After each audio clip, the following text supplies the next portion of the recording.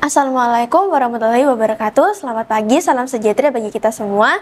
Shalom, Om Swastiastu, Namo Buddhaya, salam kebajikan. Perkenalkan, nama saya Chelsea Clarissa Meloa bersama dengan rekan tim saya, Triksi Elenskitan. Pada kesempatan kali ini, kami berdua akan menjelaskan mengenai isi laporan kami dengan topik efektivitas Taman Flora sebagai ruang terbuka hijau untuk publik. Masalah mengenai pencemaran udara merupakan masalah yang sudah sangat umum kita hadapi. Akhir-akhir ini, pencemaran udara di Indonesia menjadi sorotan utama, khususnya di daerah ibu kota kita, yakni Jakarta, di mana sudah mencapai titik beberapa sekolah bahkan perusahaan diwajibkan untuk bekerja dan belajar secara online karena naiknya polusi. Maka dari itu, pemerintah di Surabaya harus memperhatikan masyarakat yang membutuhkan ruang terbuka hijau untuk menikmati udara segar. Salah satu fasilitas yang diberikan oleh pemerintah di Taman Flora, bagaimana efektif Taman Flora sebagai ruang terbuka hijau untuk publik. Maka dari itu, penelitian kami menggunakan topik ini.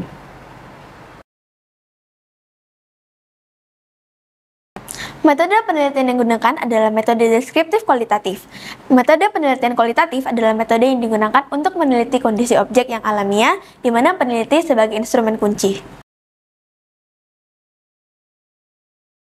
Hasil dari penelitian yang kami dapatkan terbagi menjadi dua bagian, yakni hal yang dapat menambah kenyamanan pengunjung serta hal yang perlu diperhatikan bagi para pengelola.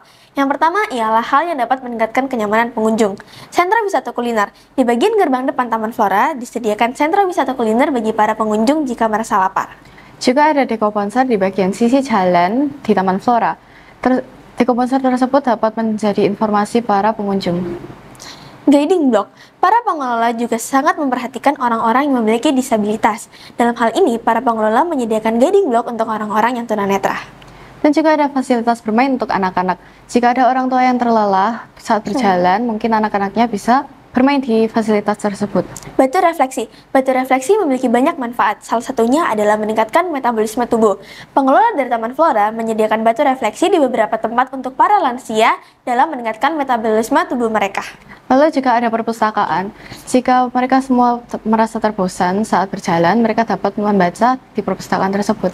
Gazebo. Gazebo memiliki banyak sekali fungsi untuk para pengunjung. Di antaranya dapat digunakan sebagai tempat untuk beristirahat dan mengobrol, serta sebagai tempat organisasi maupun mengadakan pameran. Dan juga mereka dapat bereksperimen memberi makan ikan dan rusa. Mereka tidak butuh berkunjung ke taman safari, tapi dapat memasuk di Taman Flora secara gratis. Terakhir ada fitness equipment. Selain anak kecil, orang dewasa juga tentu memerlukan hiburan.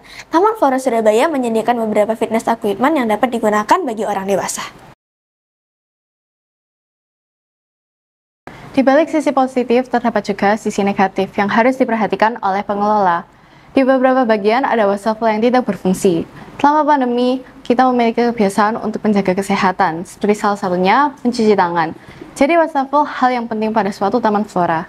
Lalu, gardu listrik yang terlalu dekat dengan jalur pengunjung. Gardu listrik sangat berbahaya karena memiliki tegangan listrik yang cukup tinggi. Jika terlalu dekat dengan pengunjung, hal itu dapat membahayakan nyawa mereka. Tempat batu refleksi perlu dibenahi Dan diperbaiki agar stabil. Selanjutnya, ada beberapa batang pohon yang terlihat sudah rapuh. Pengelola harus membahas pengecekan rutin terhadap batang pohon tersebut agar tidak mengganggu keamanan pengunjung. Seperti batu refleksi, ada beberapa paving yang perlu diperbaiki karena dapat mencelakai pengunjung. Lalu, ditemukan juga sampah yang masih berserakan dan tidak dibuang pada tempatnya. Sebagai pengunjung, kita pasti merasa tidak nyaman jika melihat sampah yang berserakan.